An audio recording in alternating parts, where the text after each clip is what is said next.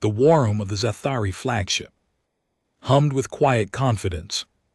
Fleet Admiral Krenek stood before a massive holographic display, watching.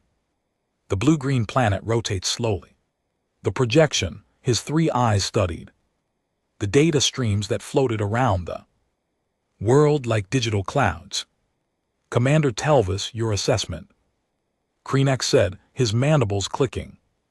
With satisfaction, the tactical officer stepped forward, her scales shimmering under the ship's lights. Admiral, the target world, designated Sol 3, presents minimal threat. The inhabitants are pre-FTL, divided into nearly 200 competing nations and armed with primitive kinetic weapons. Their most advanced explosive devices are fusion-based, but they lack any orbital defense capability. Krenek nodded. The Zathari hegemony had conquered 47 worlds in the last century. This would be conquest number 48. Simple routine. The inhabitants called their world Earth. In their dominant languages, a pleasant enough name for what would soon become another colony world. What about the classification marking? A voice asked from the back of the room. Krenek turned to see intelligence officer Vaxrin pointing to a small notation in the ancient star charts. The admiral enlarged the display. There, in the old language, was a warning. Death world classification, extreme. Indigenous species, survival. Specialists recommended action, avoid contact. The admiral laughed, a sound like grinding metal. That data is over 1,000 years old. Look at them. He gestured to video feeds showing humans going about their daily lives. They are soft, they live in comfortable cities, they fight wars with rules and treaties. These are not the savage creatures the ancient surveys feared. Around him, his officers murmured agreement. The Zathari had evolved on a world of moderate climate and gentle seasons. The Velkar, their allies, came from a water world of calm seas. The Kreth had known only the stability of their moon colonies. Together they had built an empire on superior technology and overwhelming force. The invasion plan is standard, Telvis continued. 50 warships, 10,000 ground troops. We strike military installations first, then broadcast surrender demands. Historical data suggests primitive species capitulate within 48 hours when faced with orbital superiority.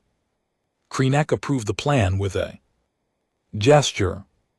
Execute on my command. Let us bring civilization to Sol 3. The fleet transitioned from Hyperspace 3. Days later, it was a Tuesday morning on Earth, though the Zathari had no word for such a concept. Their computers had calculated the optimal moment when the planet's major military powers were at maximum distance from each other in their rotation. The first strikes were precise. Orbital bombardment platforms destroyed key military bases. Communication satellites turned to expanding clouds of debris.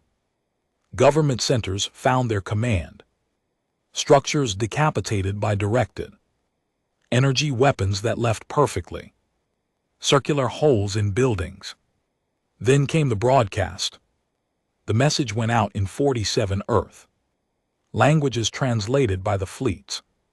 Computers, inhabitants of Sol 3, you have been deemed suitable for integration into the Zathari hegemony. Cease all resistance, surrender your military forces, submit to processing. You have 12 hours to comply. Krenek waited for the expected response, panic, chaos, desperate pleas for mercy. Instead, the communication channels filled with something else entirely. From North America, You picked the wrong planet. Buddy. From Europe. Good luck with that. From Asia. A stream of text that the computers struggled to translate, but seemed to involve detailed descriptions of what humans would do to the invaders. But the strangest response came from multiple sources. Remember Pearl Harbor? What does this mean? Krenak demanded of his intelligence officer. Fax RN consulted his database. Pearl Harbor appears to be a reference to a surprise military attack in their history, but I do not understand the context. They are invoking a memory of being attacked. The admiral dismissed it. Primitive psychological responses. Deploy landing forces. Let us end this quickly. As the first landing craft descended toward major population centers, something unexpected appeared on the sensors. Military assets from every human nation, which moments before had been pointed at each other, were now reorienting. Tanks rolled toward landing zones. Fighter jets scrambled. Naval vessels changed course. Even more confusing, the humans' global communication network exploded with activity, but it was not panic. The fleet's monitoring systems detected something else in the digital chatter. Determination, anger, and something the Zithari computers flagged as dark humor. 1.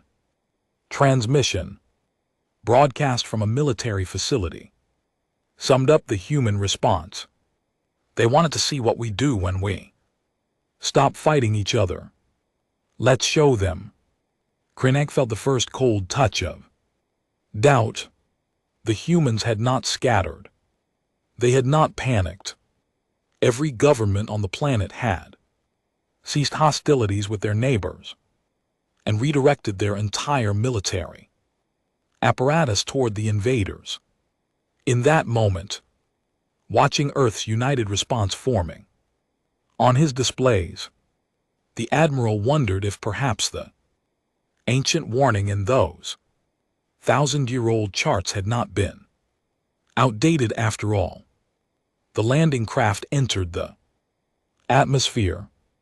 The invasion of Earth had begun. But so, though the Zithari did not yet know it, had their education in what it meant to attack a species that had survived by fighting everything on a death world, including themselves, for hundreds of thousands of years. The first Zhatari landing craft touched down in the ruins of what had been a military base outside Washington. Squad leader Vorlag emerged from the transport, his weapon ready, scanning for resistance. The base was destroyed. Exactly as planned, smoke rose from collapsed buildings, but something felt wrong. The human should have been in disarray. Instead, his tactical display showed organized movement all around his position. Then the first missile struck. Vorlag's shields flared blue as the primitive explosive detonated nearby. More followed. The humans were not fleeing. They were attacking. From buildings, from underground positions, from vehicles that had seemed abandoned. The ambush was coordinated and brutal. Command, we need support. Vorlag transmitted. They are not surrendering. They are everywhere.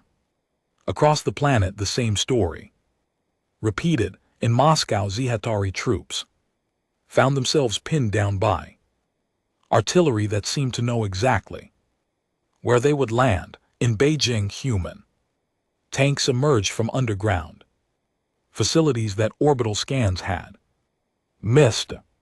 In London, the invaders discovered that every civilian building had become a fortress. The humans fought with a ferocity that shocked the hegemony forces.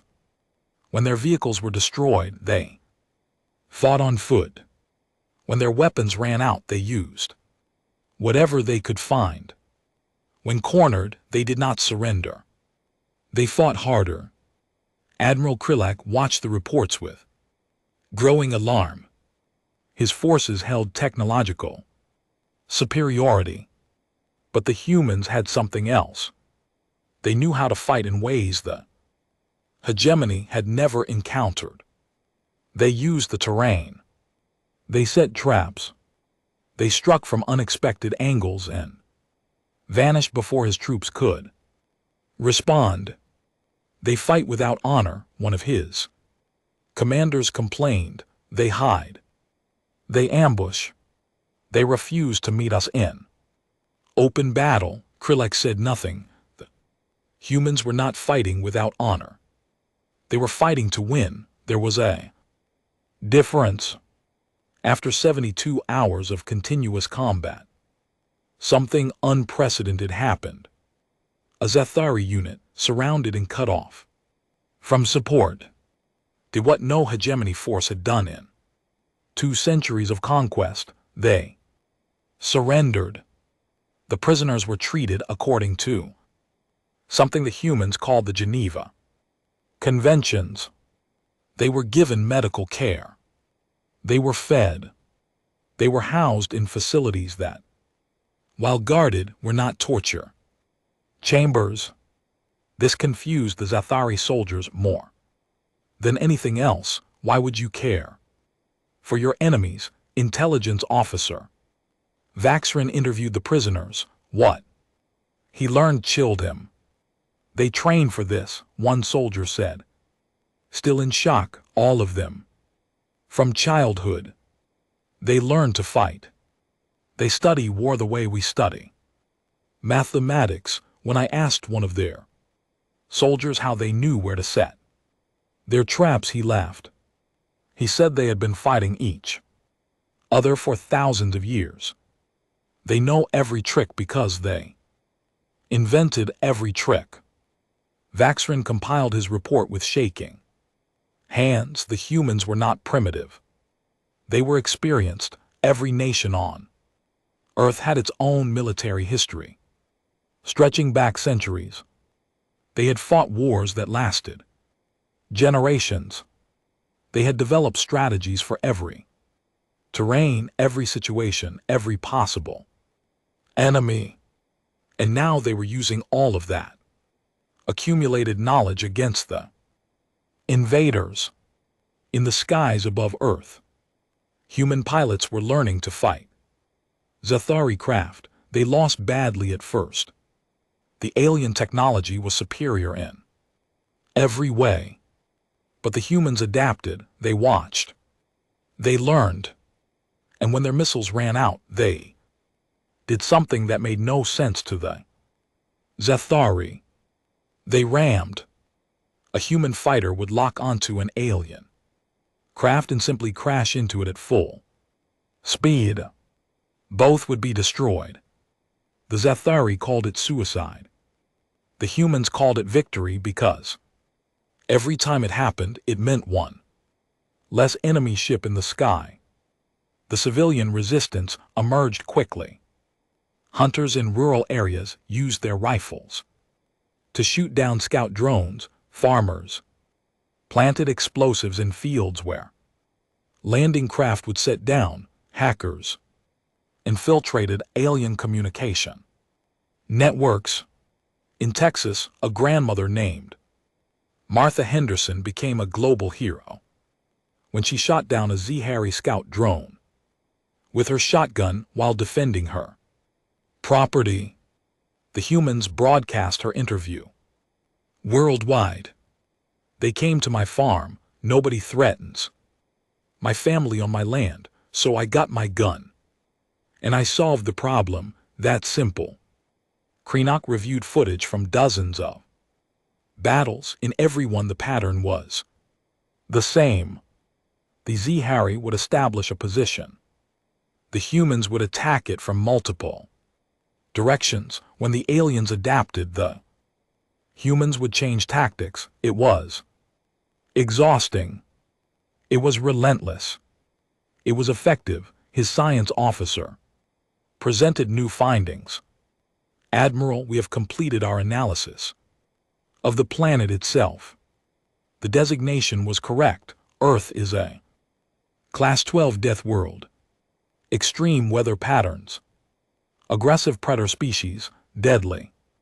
Microorganisms, the gravity is above galactic average, the atmospheric pressure fluctuates dramatically. This world has been trying to kill its dominant species since they evolved, and they survived. Krenak said quietly. More than survived, sir, they thrived. They spread to every environment on the planet, deserts, frozen wastelands, jungles, mountains, they adapted to all of it, and then when they had conquered their world, they started fighting each other for practice. Krenak closed his 3 eyes. The Hegemony Council was demanding results, but how could he explain this? How could he tell them that they had sent 50 warships to conquer a species that viewed war as a fundamental part of their existence? A species that had been forged in conflict since before they discovered fire. The transmission came from Earth's emergency government, a hastily formed council of world leaders. Their message was broadcasting clear. Zathari to the Zathari hegemony.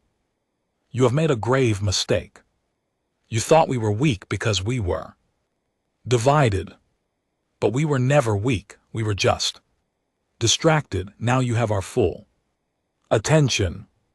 Leave our system or learn what happens when you wake up a sleeping death world. This is your only warning.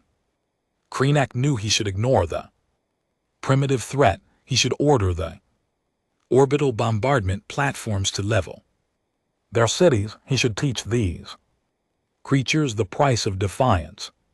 But as he watched another of his landing craft explode in a ball of fire, shot down by a human weapon that should not have been able to reach it, he felt something he had not experienced in his long military career.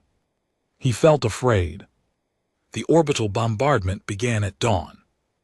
The Hegemony Council had lost patience with Krenak's warnings about human resilience. They demanded swift action. The Admiral, bound by duty and honor, complied. Energy beams lanced down from orbit, striking cities with precision. Millions died in moments. The destruction was total and terrifying. Entire urban centers were reduced to glass and ash. This, the hegemony believed, would finally break the human spirit. They were wrong. The human response was not surrender. It was fury. Across Earth, the message went out from surviving government centers. World leaders addressed their populations not with despair, but with resolve. They have struck us, one president said from a bunker deep underground. They have killed our people. They have destroyed our cities. They think this will make us kneel. They do not understand who we are. We are humans. We do not break, we do not surrender, we fight, and we will show them what that means. The bombardment had one unintended effect. It unified humanity completely. Every difference, every conflict, every historical grievance became meaningless. In the face of extinction, former enemies worked together. Scientists shared research, military commanders coordinated strategies. Engineers pulled resources.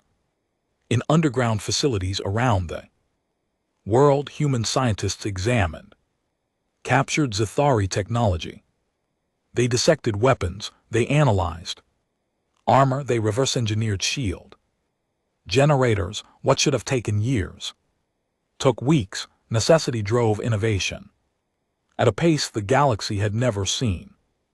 A breakthrough came from a team in Switzerland. They had discovered how to adapt the alien shield technology to work with, human power sources. Within days, the design was distributed. Globally, factories that had built cars now built shield generators, weapons. Manufacturers that had created bullets now created energy weapons. The first human counterattack came 2 weeks after the orbital bombardment. Modified intercontinental ballistic missiles equipped with reverse-engineered shield-penetrating warheads launched from silos that the Zithari had believed destroyed. The missiles streaked into orbit faster than the alien point defense systems could track.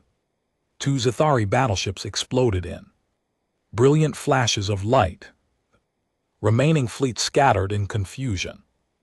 How had the primitives reached them? How had they penetrated their shields?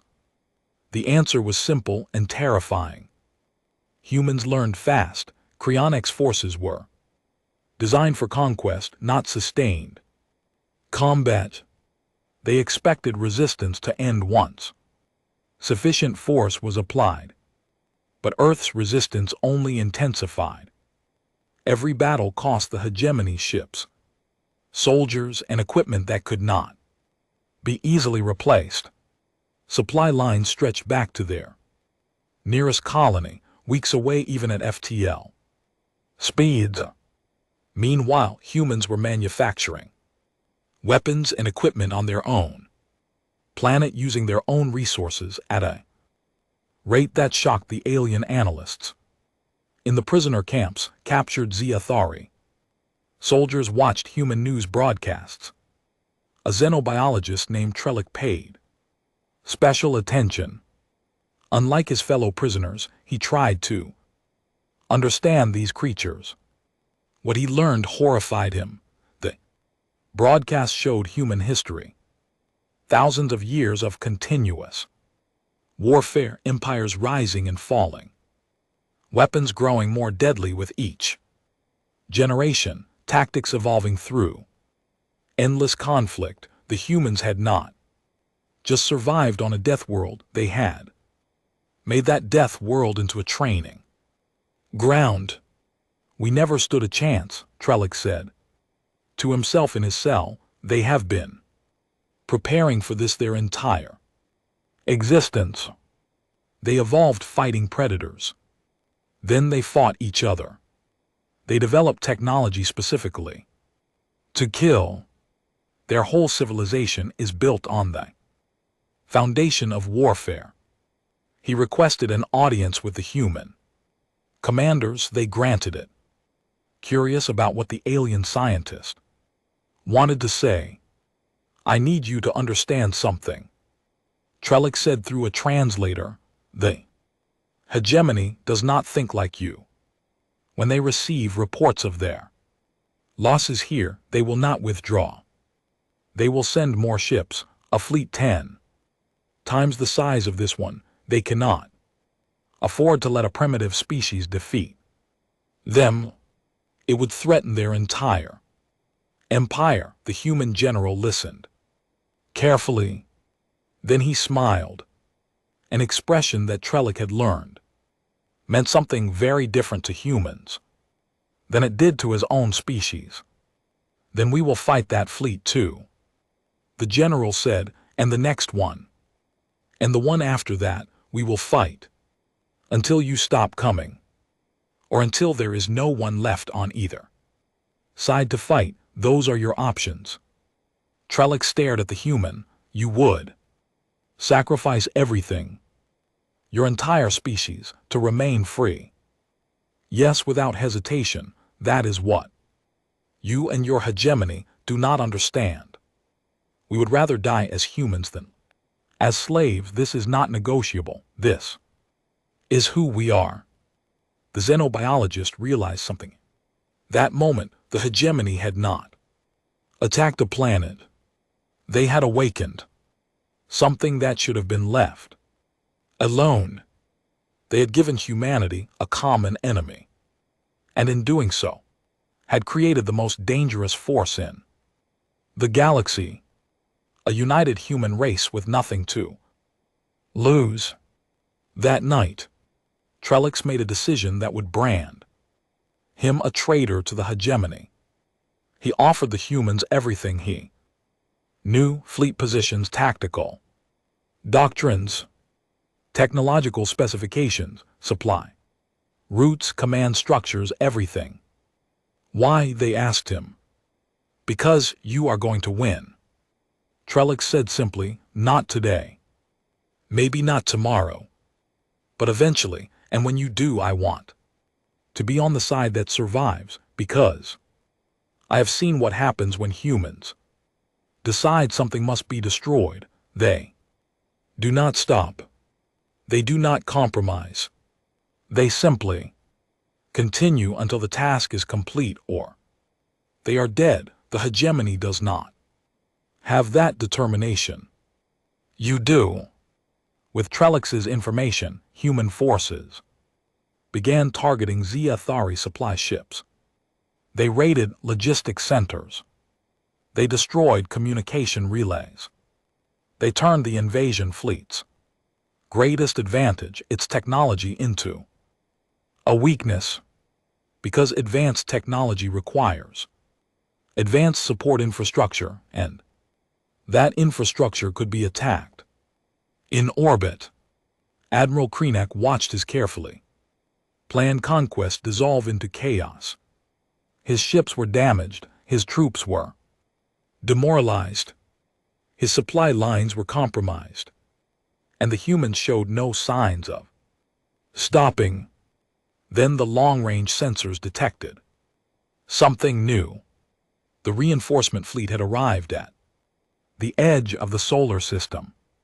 300 warships, the largest armada the hegemony had ever assembled. They would arrive in Earth orbit within days. Krenak expected the humans to panic. Instead, they accelerated their preparations. Their response was broadcast to his fleet in perfect Zethari: bring them all. We will be waiting. The breakthrough came from a team of engineers in Japan. They had been working non-stop on a damaged Zethari cruiser that human forces had captured mostly intact. The ship had suffered engine failure during atmospheric combat and crashed in the Pacific Ocean. Recovery teams had pulled it from the depths. Inside its data banks they found everything: complete technical specifications, navigation systems, weapons arrays, and most importantly, the principles behind faster-than-light travel. Human scientists around the world abandoned sleep. They worked in shifts that blurred together into a continuous effort. The FTL drive was incredibly complex, but it was not impossible to understand.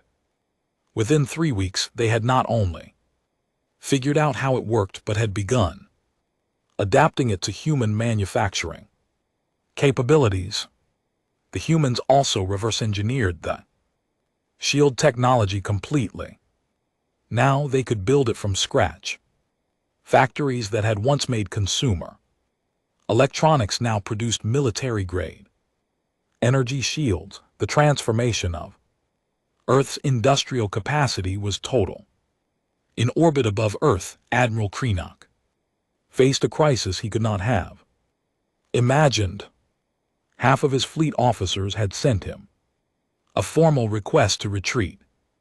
In hegemony military tradition, this was not quite a mutiny, but it was close. They argued that the mission was unsustainable, that losses were unacceptable, that the humans could not be conquered by conventional means. The admiral refused. "We do not run from primitives," he declared. "The reinforcement fleet will restore order.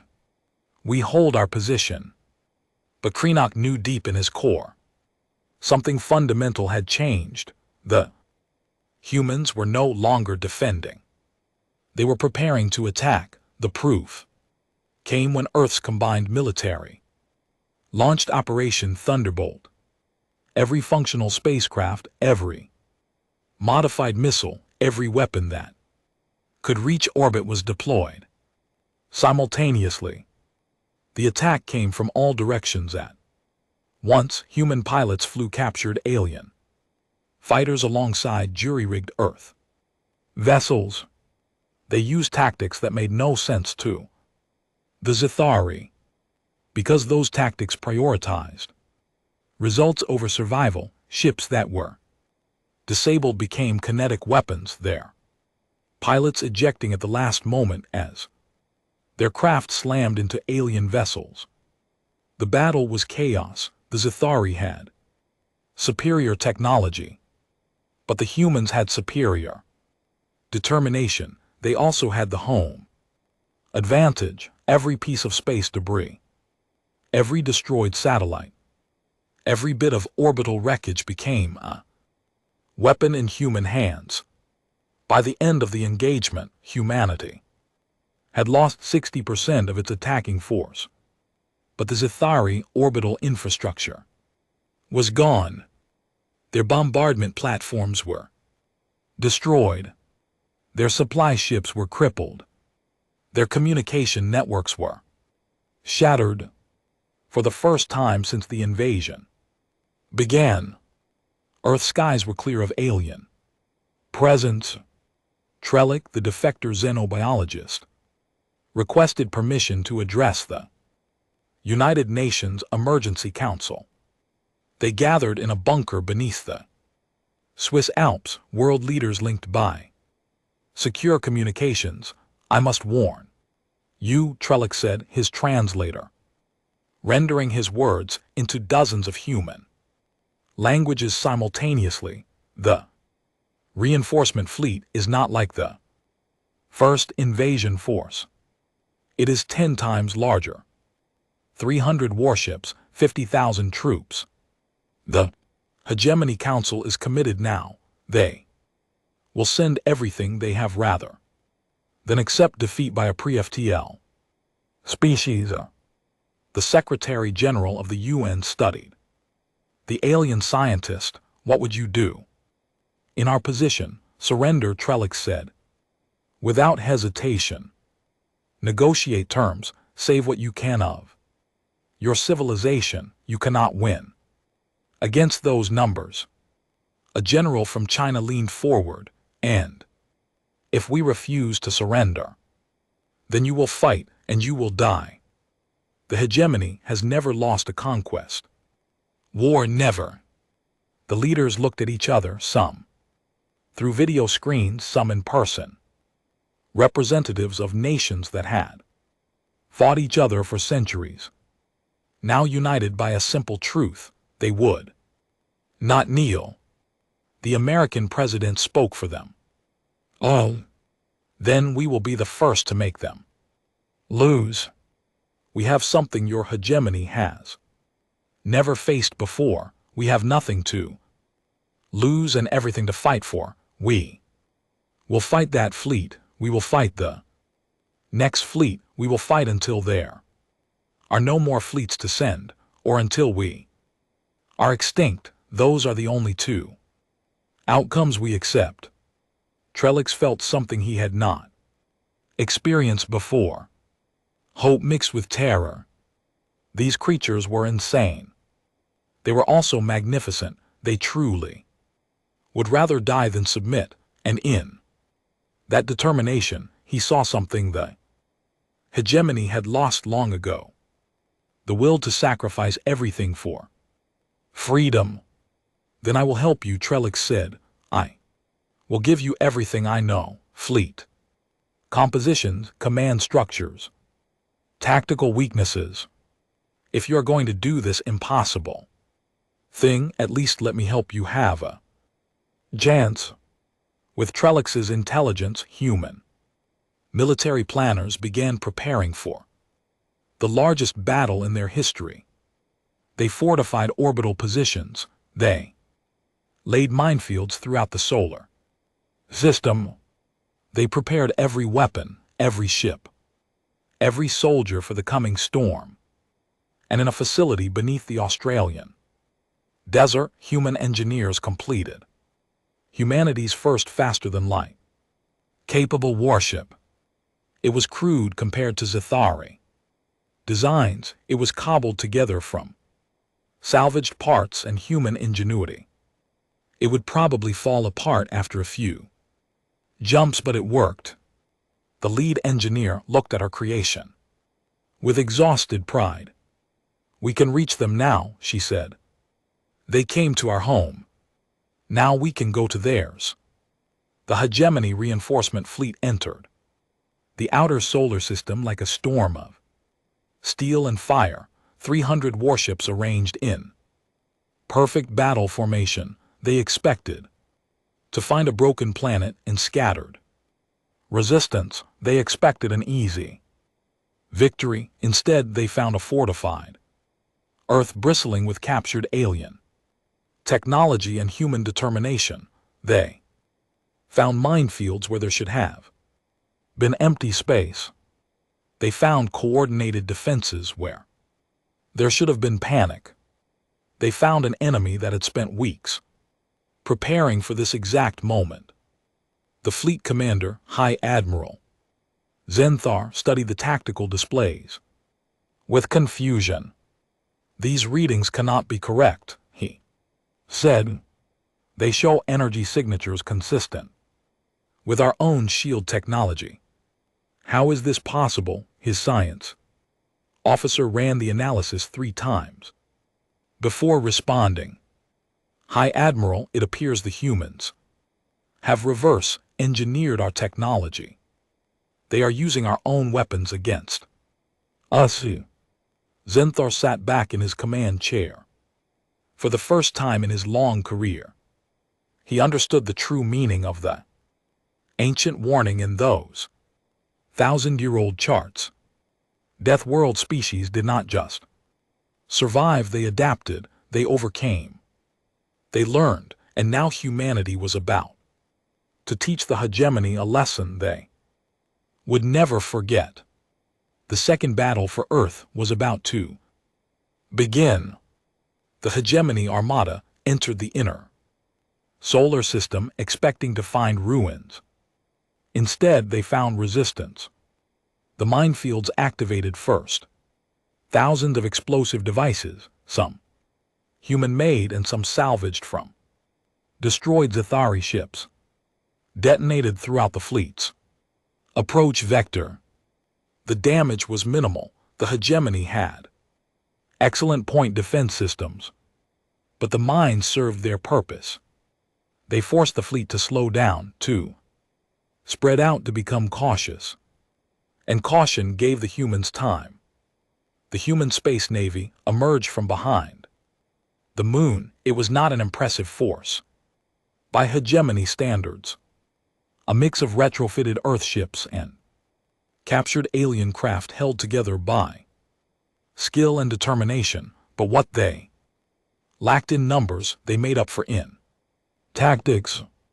The humans did not form neat battle lines. They scattered. They attacked from multiple angles. Simultaneously, they used the debris fields from earlier battles as cover. They employed guerrilla warfare in space, a concept so foreign to hegemony doctrine that their tactical computers struggled to formulate responses. High Admiral Zenthar watched in disbelief as a human destroyer, severely damaged in venting atmosphere, accelerated directly toward one of his battleships. The human captain had ejected the crew in escape pods, then set the ship's engines to full power and aimed it like a missile. The impact was devastating. The destroyer's reactor detonated on contact and the battleship broke apart in a cascade of explosions. They are using their own ships as weapons, his tactical officer said in shock. What kind of species does this? A desperate one, Zenthar replied. But even as he said it, he knew it was not desperation. It was calculation. The humans had determined that trading one destroyer for one battleship was an acceptable exchange. They were fighting a war of attrition, and they were willing to pay the price. The battle raged for hours. The hegemony's numerical advantage became a liability in the close quarters combat the humans preferred. Their large fleet struggled to maneuver without risking collisions with their own ships. Meanwhile, human fighters darted through the chaos, targeting engines and weapon systems with surgical precision. On Earth's surface, life continued with defiant normalcy. Businesses opened their doors, schools held classes in reinforced bunkers. Sports leagues played their games. Message was clear: humanity refused to act defeated. Even as the battle raged in orbit, people went about their lives with determination. In a broadcast that reached both Earth and the hegemony fleet, a news anchor spoke calmly. Today marks the 47th day of the invasion. The stock market opened this morning with gains in the defense sector. The football season continues as scheduled, and in orbit our forces continue to teach the Zathari why invading Earth was a mistake. Weather forecast for tomorrow: partly cloudy with a high chance of alien debris. The casual defiance enraged and confused the hegemony forces in equal measure. These creatures acted as if orbital warfare was merely an inconvenience. Then humanity revealed its trump card. A small task force led by the newly completed FTL ship Defiance made a jump that should have been impossible. They appeared not in Earth orbit but 3 light-years away at a hegemony supply depot. The depot was designed to support the invasion fleet. It contained fuel, ammunition, repair equipment, and food for species adapted to non-death world environments. It was also completely undefended, because the hegemony had never imagined that primitive humans could threaten their territory. The human strike force destroyed everything. They used the captured alien weapons they had learned to operate. They planted charges in fuel storage tanks. They sabotaged the FTL communication relay. Then they jumped back to Earth, leaving the depot as a spreading debris field. The news of the attack spread through hegemony space at the speed of light. Panic followed. The humans could reach them now, the primitives who were supposed to be contained to their single planet could now strike anywhere in hegemony territory. Colony worlds demanded protection. Trade routes required escorts. Military assets were pulled from other regions to defend the core worlds. The entire hegemony economy began to strain under the pressure of defending against an enemy they had foolishly awakened. Trellick, working with human military intelligence, had identified the key vulnerability. The hegemony strategy depended on overwhelming force and the assumption that their territory was safe. By threatening that safety, humanity had turned the invasion into an existential crisis for the entire hegemony. You understand what you have done? Trellick asked the human admiral who commanded the operation. We have shown them that we can strike back. The admiral replied that we are not prey to be hunted, that we are a threat to their entire empire. Exactly, Trellick said, and now they must decide: continue this war and risk losing everything, or negotiate with a species they tried to conquer.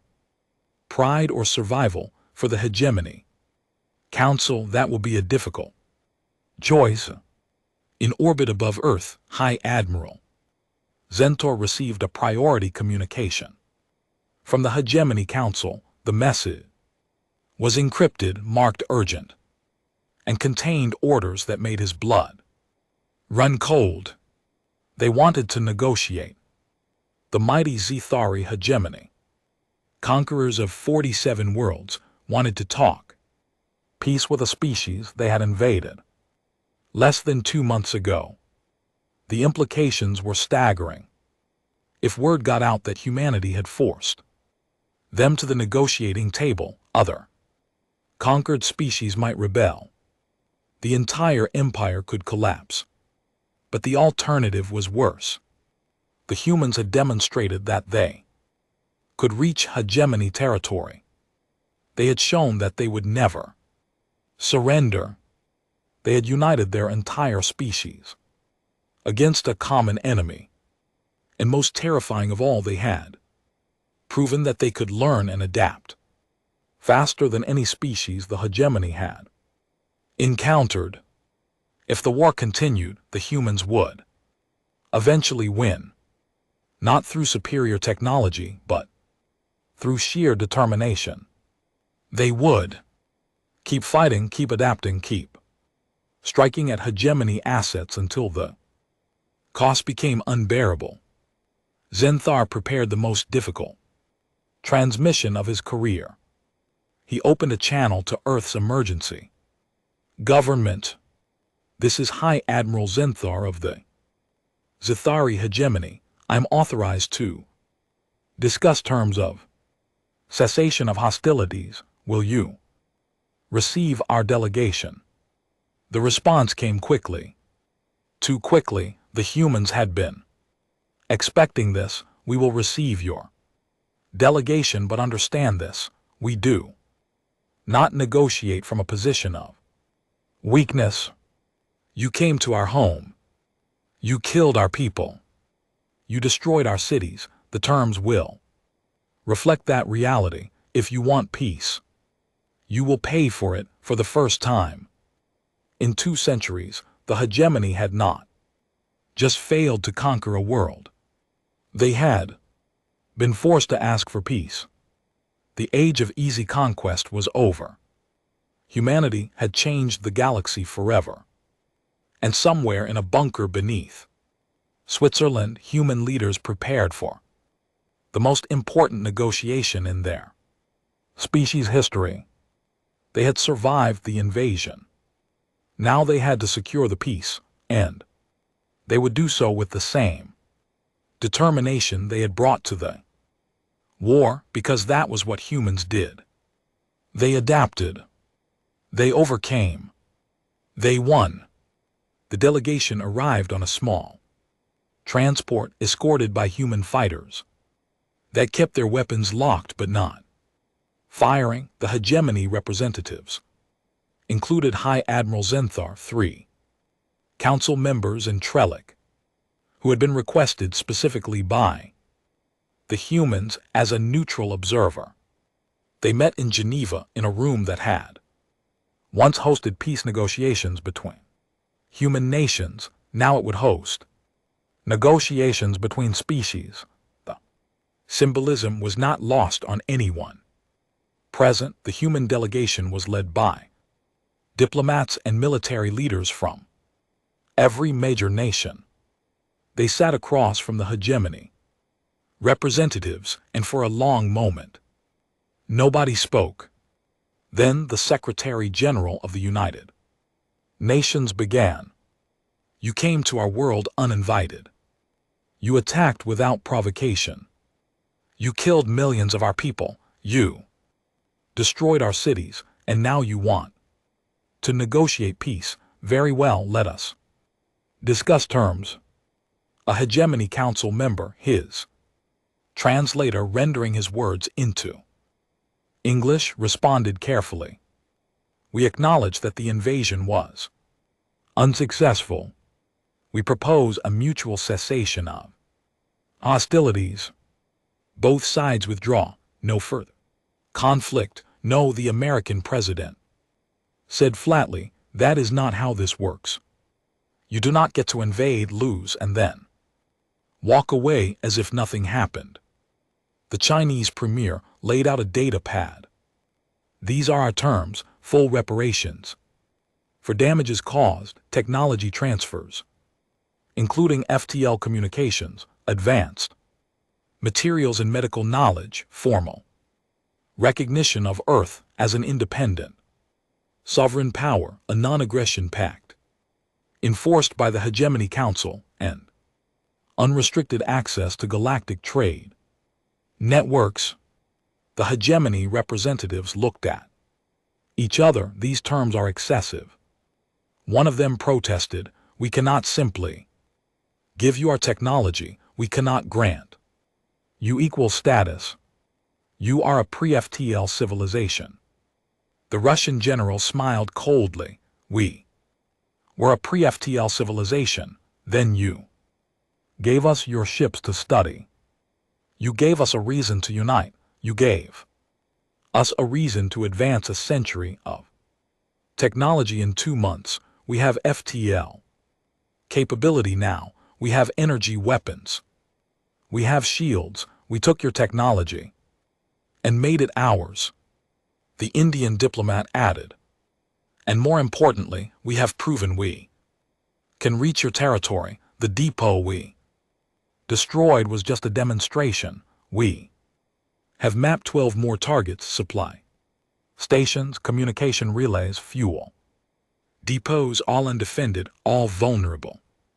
We can make this war very expensive for you." High Admiral Zentor spoke for the first time. "You are threatening us while we have a fleet in orbit around your planet." A human general leaned forward. His name badge read Martinez, and his uniform showed the marks of recent combat. "Yes, because we have something you do not. We have nothing left to lose. You destroyed our largest cities. You killed millions of our people. You united our entire species in hatred of your empire. If you leave this room without agreeing to our terms, we will make it our mission to destroy the hegemony, not defeat it. Destroy it. We will send ships to every hegemony world." Another general continued, "We will target your infrastructure, your economy, your trade. We will make your empire unsustainable.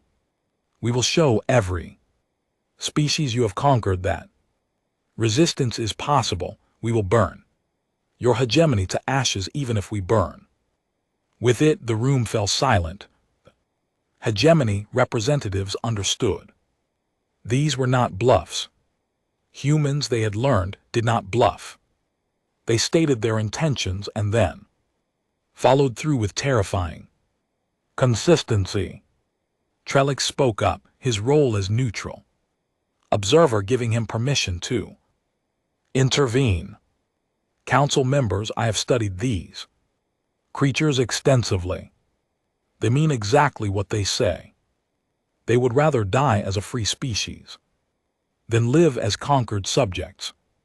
They will fight until there is nothing left on either side. That is not bravado, that is their nature." One of the council members looked at the humans with something approaching respect.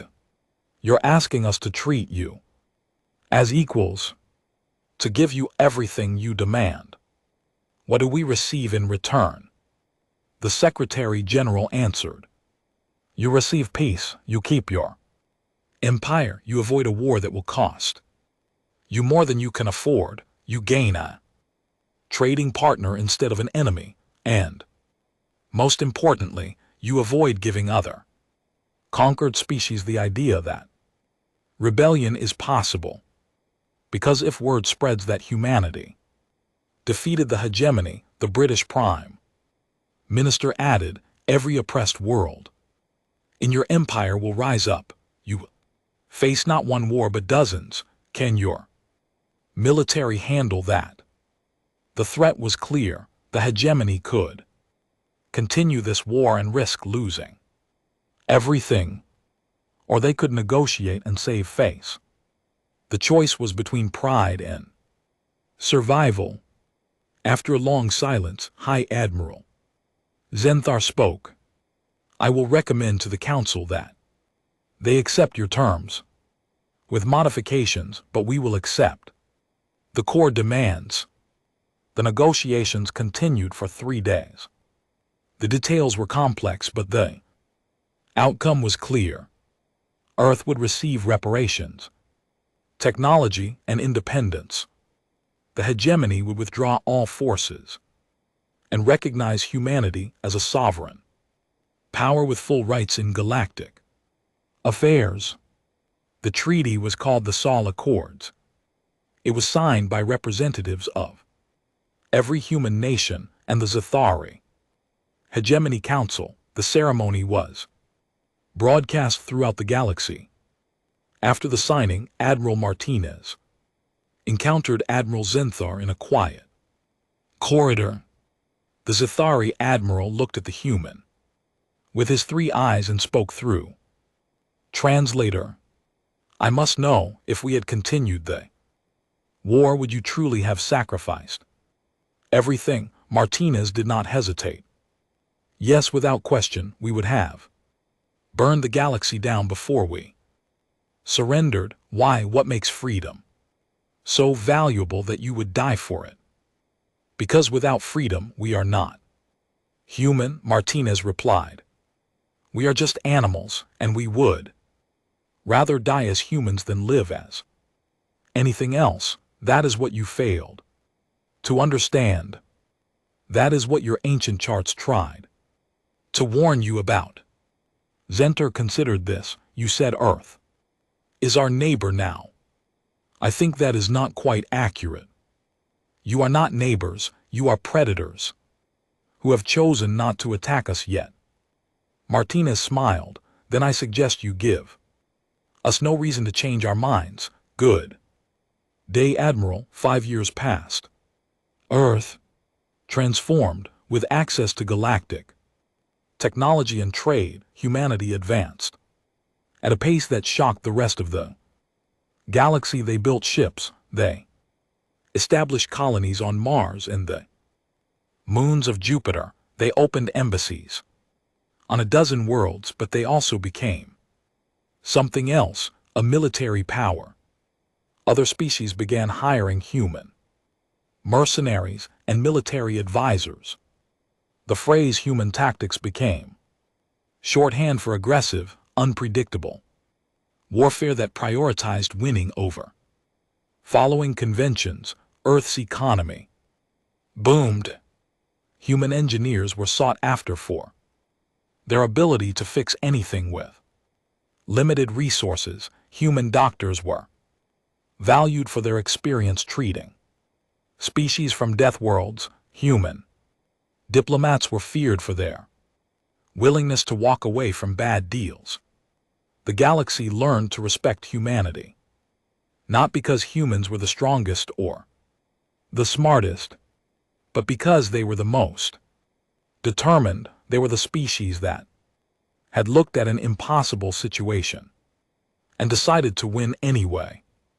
In the hegemony archives, the file on Earth was updated.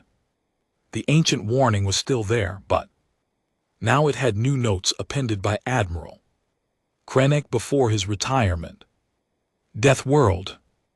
Indigenous Species Survival Specialist. Designation Humans. Recommended action: do not engage under any circumstances. If engagement unavoidable, deploy overwhelming force and expect total war. Note: they call themselves human.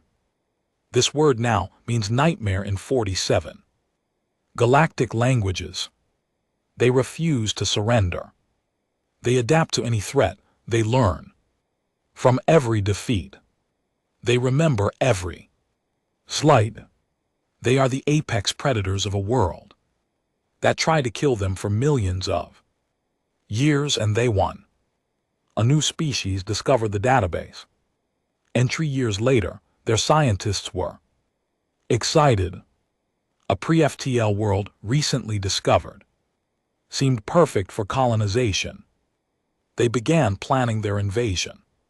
Fleet, their commander pulled up the file on the system. It's all three, also known as Earth. He read through the hegemony's notes.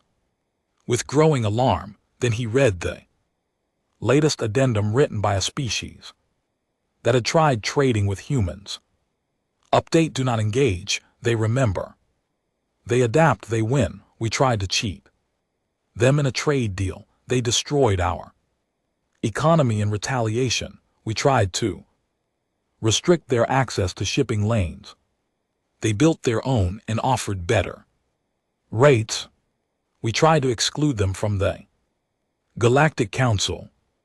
They formed their own alliance in half. Our members joined them instead.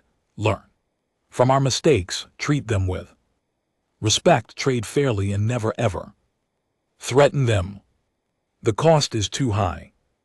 The commander closed the file and canceled the invasion plans. Instead, he opened a diplomatic channel. The galaxy had learned its lesson. Humanity was not to be conquered. They were to be respected, traded with fairly, and most importantly left alone. Unless you wanted a fight that would cost more than you could afford to pay. Because Earth was more than a planet, it was a warning. A reminder that the universe was full of dangerous things. And some of the most dangerous were human faces and spoke of peace while building weapons. And if you ignored that warning, if you attacked them anyway, then you would learn why the ancient surveys had marked their world with a single word that every species in the galaxy now understood. Death World.